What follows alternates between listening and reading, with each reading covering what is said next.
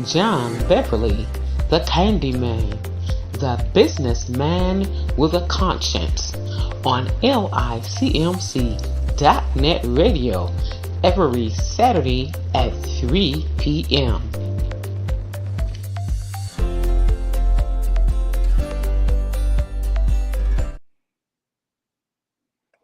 Hello, everyone. This is John Beverly, the businessman with a conscience, here at the Alchemilan Village, where each one reach one, each one teach one brick, one building, one block at a time. And as we often say, people don't care how much you know until they know how much you care. And we show that we care about the things that we do. And today, I would like to thank each and every one of you for taking the time out and watching the show. And today, I was talking to a friend of mine the other day, and we just happened to be on the subject about only the strong survive. And some kind of way we just was talking about that and began to ask a question, and just elaborate a little bit about, you and we are as only as strong as the weakest link. And the weakest link in the change, we are just as strong as that weakest link. And hopefully, I would often tell people that when you have a weak link, you have to fix that link. Otherwise, you will still continue to be weak. And like I say, only the strong survive. So, in thinking about that, there's strength in numbers. A lot of times we ask the question, well, what do you mean or where are you going with that? Well, like I say, there's strength in numbers. And I often tell people together we stand and divided we fall. So, and even on that, on that note in particular, you think about when we was coming up, my father always told us that we had each other, we didn't have nobody else. So we was only as strong as the family. And we come from a large family, and in any family, whether it's one, two, three, four, or five, you are as only as strong as that weakest link. And we have to practice togetherness. We have to practice love. We have to practice teaching what we know to one another. Because from a family to business, we, my father would use for an example, he would mention a term about twigs, or in some cases, straws, where you would take two or three straws and you could take them and just break it just like that. And in numbers, when you put a whole little stack of straws together, it becomes more harder to break.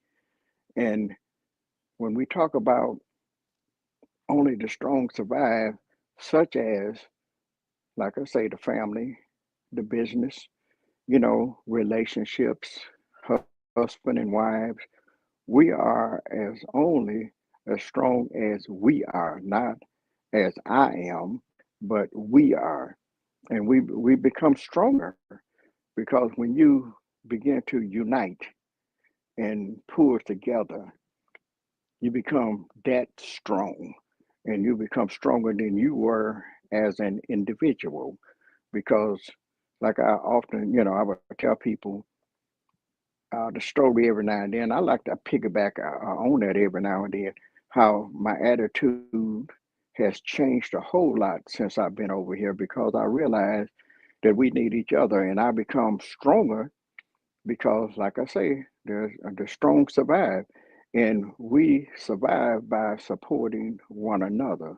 We reaches out, each one reach one, each one teach one. Like I say, one building, one brick, one building, one block at a time. Where you can, you know, by yourself you can't do but so much. And with that attitude, wanting to put people out of business, I would only be as strong as that one person over there trying to put other people out of business. But I realized that there was strength in numbers, there was strength in the unity of us as individuals. How somebody looked out for me, how somebody thought enough of me to support me, and realizing and figuring out that the other businesses that was there in the community, how when others would come to patronize them, they would see me. So that made me a little bit stronger. That supported me. That even helped me. Just like when you go to the gym and you could be a little, you start off when you go to the gym, you work out and, maybe 10, 15, 20, 30 pounds, 100 pounds.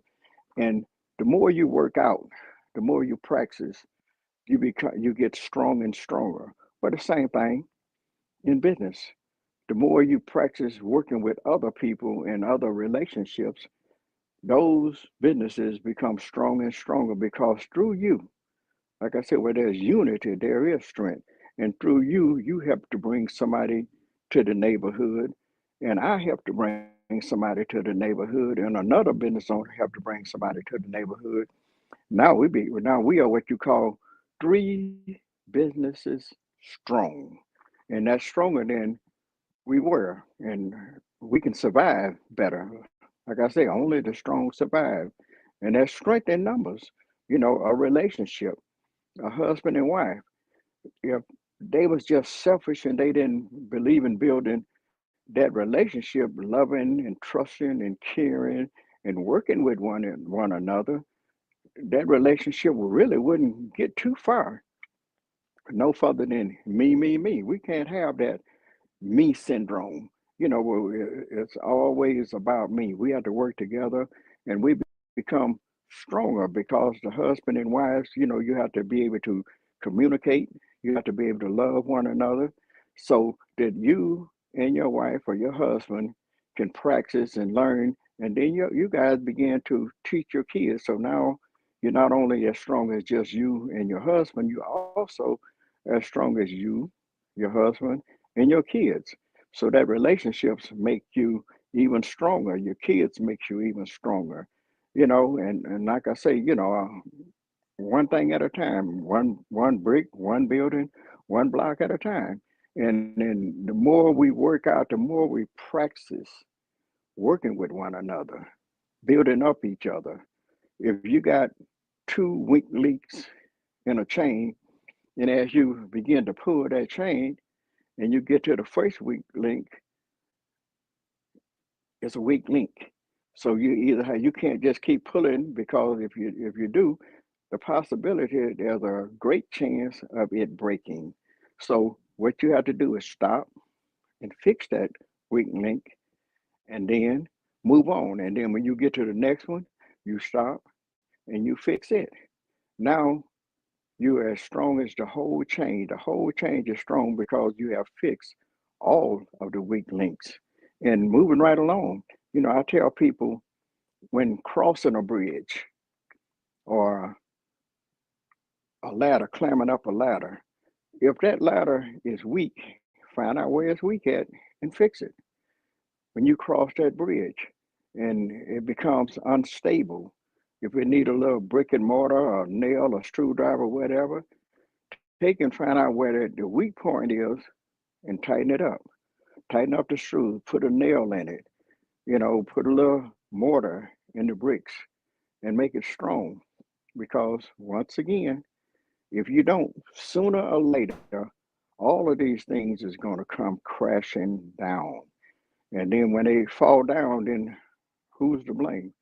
Nobody but you or the people that participate. So I always tell people, don't worry and don't focus so much about what other people are doing. Focus on what you're doing yourself and you be responsible because if you do something, what if when I first come over here and I went in business, my attitude, like I say, was putting everybody else out of business. If I would have done so, what if I would have been successful at doing that? How many others? I'm pretty sure, the Lord put people in places and he put people to be able to say something to you to get your attention so that you can, what I tell people often, make a pimp decision. We have to stop doing what's good to us and begin to do what's good for us. And not only just for me, but for you and for others. Because if I can help to build you up, the chances are you're going to send somebody my way. And me learning that process of how each one reach one, and somebody did something for me, you just taught me a valuable lesson. So I'll reach out and help somebody else. And that person reaches out and helps someone else. And then we become stronger and stronger and stronger. And that will give you, take you right back to the strong. Only the strong survive. And there's strength in numbers, you know, and that weak link, if you have that kind of an attitude, you know, what kind of person is that? Selfish. We have to not be selfish, but selfless. We have to stop worrying about other people and do what we know is right. My Bible tells me that together we stand and divided we fall.